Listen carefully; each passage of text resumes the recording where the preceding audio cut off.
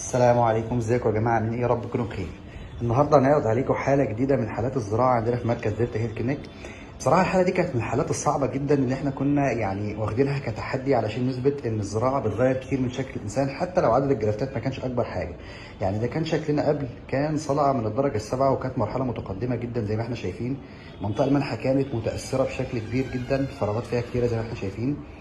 وده ما شكلنا من ورا كان الصلع الشكل شرس جدا من الدرجات الصلع. فتم اختطاف 1200 جرافت من الراس وحوالي 450 جرافت من الدقن، يعني حوالي 1650.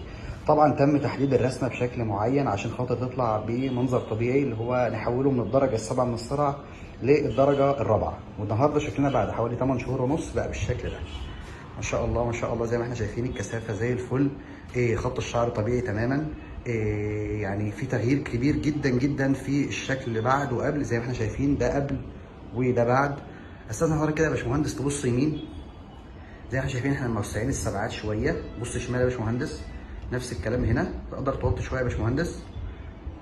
ما شاء الله، النتيجه زي الفل يا جماعه، بجد تغيير كبير جدا رغم صعوبه الحاله.